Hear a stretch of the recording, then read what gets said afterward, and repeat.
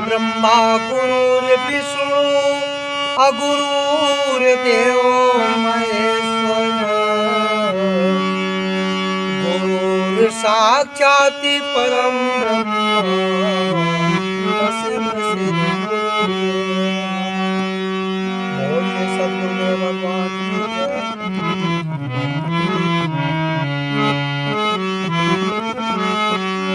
कहा है दिल का हुजरा साफ कर जाना कि आने के लिए ध्यान गैरों को हटा उसको दिखाने के लिए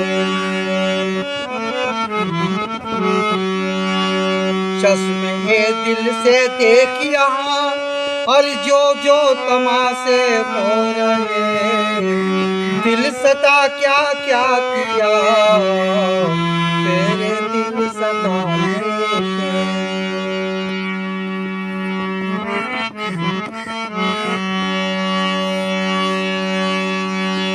एक दिल लाखों तमन्ना उस पे भी ज्यादा हबीब फिर ठिकाना है कहाँ उसको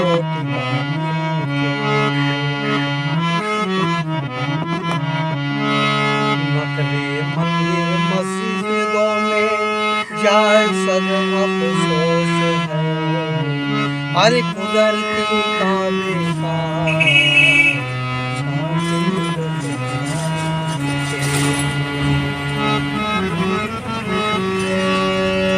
आ रही है धुर से सदा तेरे बुलाने के लिए अरे क्यों भटकता फिर रहा अरे तू ऐसा से यार में रास्ता शारग में है दिल भर के जाने के।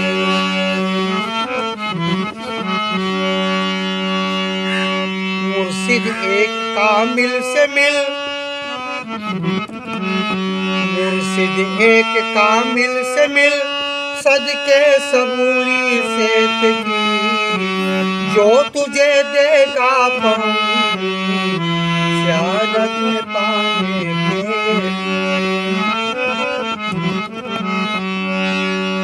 वो सेवा तन हो कुसांगा वो सेवा तन हो कुसांगा जो करे कुछ दिन अमल ला इलाहा अल्लाहु अकबर के जाने के ये सदा तुलसी की है आमिल अमल कर ध्यान दे कल पुरानों में लिखा है अल्लाहु अकबर के।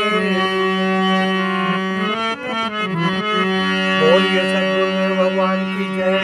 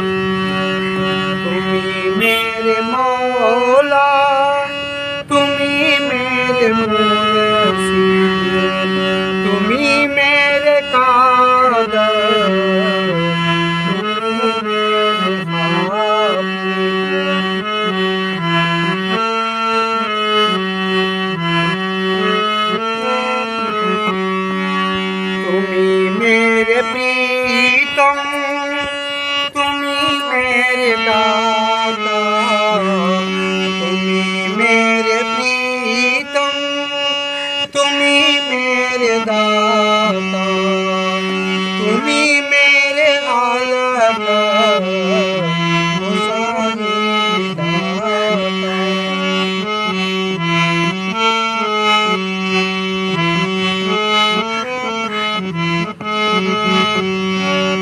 तुम्ही मेरे राज की, तुम्ही रहमाना, तुम्ही मेरे राज की, तुम्ही रहमाना, साहिब कबीर सद सुगरीब नामा।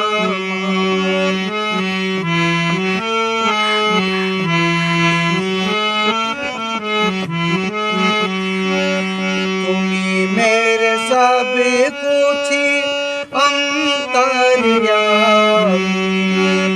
तुम्ही मेरे सब कुछ अंतर्यामी, तुम्ही मेरे प्यारे सतगुरु स्वामी। तुम्हें छोड़ स्वामी किसी पर जाऊं, चरण कमल नित्य समाऊं। ठाकुर दासी है शरण तुम्हारी, बारी बारी चरण है बलिहारी। बोलिए सद्गुरु भगवान की जय। पुष्य क्षीण के होते ही राखे न एक क्षण, मृत्यु लोक में पटकते ना ही कोई टेक। सुरुच सुनो मम वचन को, राजा कियो विवेक, मैं ना जय हूँ स्वर्ग का जामे दुख अनेक। पुष्य क्षीण होने पर एक क्षण भी स्वर्ग में नहीं रुकने देते, सीधे मृत्यु लोक में पटके जाते हैं। बीच में कोई भी सहारा नहीं है। सूरज मेरे वचनों को सुनकर राजा ने ज्ञान किया और विचार कर कहा, मैं ऐसे स्वर्ग में नहीं जाऊंगा जहां अनेक दुख हों। हे देवदूत, अब तो मैं मरते करते दम तपस्या में ही लगा दूंगा। जिस तरह से सांप केचुली को छोड़ देता है फिर उसका साथ कभी नहीं करता, तुम विमान लेकर इंद्र के पास जाओ और मेरी वाणी उनको समझा देना। देवदूत ने जाकर इंद्र को सब बातें बतला दी। इंद्र बहुत प्रसन्न हुए और कहा कि राजा के हृदय में सच्चा विराग है, यह मैंने समझ लिया है। हे देवदूत, अब कि फिर विमान लेकर राजा के पास जाओ और उन्हें विमान में बैठाकर वाल्मीकि के पास उतारना। उनके सुंदर आश्रम पर नित्य आत्मकथा होती है तथा नाना प्रकार के उपदेश होते हैं। आत्मबोध से संपूर्ण क्लेशों का नाश हो जाता है। इंद्र के वचनों को सुनकर देव संत चल दिए और राजा के पास आकर प्रेम भरे वचनों से कहा, वाल्मीकि ऋषि आपकी योग्यता के हैं, उनसे सत्संग करके अमर पद को प्राप्त करो, जहाँ बंधन मोक्ष दोनों ही मिट जाते हैं तथा अविरल भक्ति का हृदय में निवास होता है। यह सुनकर राजा को बड़ी प्रसन्नता हुई और वाल्मीकि जी के दर्शन किए और दंडवत प्रणाम करके प्रसन्न हुए। फिर इंद्र के वचनों का वर्णन किया, आपके पास मुझे अरिष्टनेम लाया गया है। वाल्मीकि ऋषि ने अमृत की वर्षा करने वाली वाणी से कहा, हे राजन, आपने जिस वाणी का उच्चारण किया है उससे पता चलता है कि आप महापुरुष हैं। आपके दर्शन से मैं कृतार्थ हो गया। राजा ने कहा, अब आप कृपा करके मुझे दीन को भी अभय दान देवें। वाल्मीकि ने कहा, संसारी जीवों से लेकर ऋषियों तक के लिए रामायण हितकारी और औषधि के तुल्य है। जो सुनकर हृदय में विचार करता है वह जीव मुक्त होकर भवसागर से पार हो जाता है। देखिए, आज हम जितने लोगों को देखते हैं पाठ करते हुए नजर आ रहे हैं, कोई दुर्गा सप्तशती का, कोई रामचरितमानस का, कोई सुंदरकांड का, कोई हनुमान चालीसा का पाठ करते हुए नजर आ रहे हैं।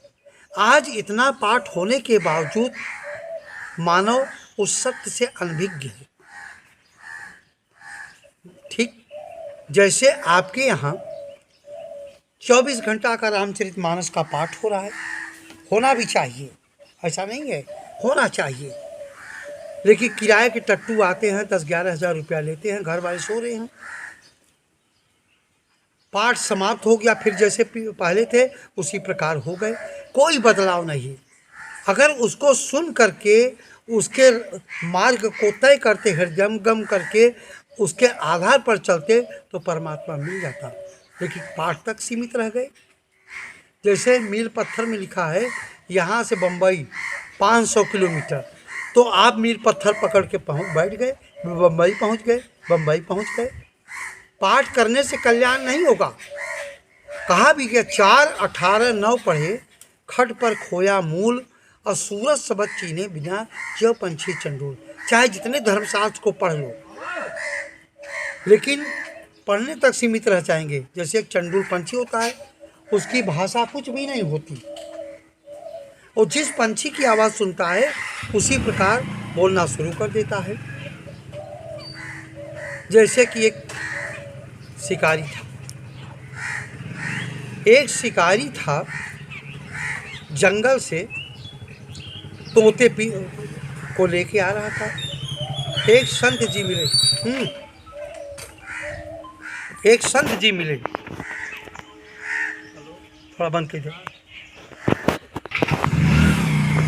एक शिकारी था, उसका काम था जंगल में तोते को पकड़ना।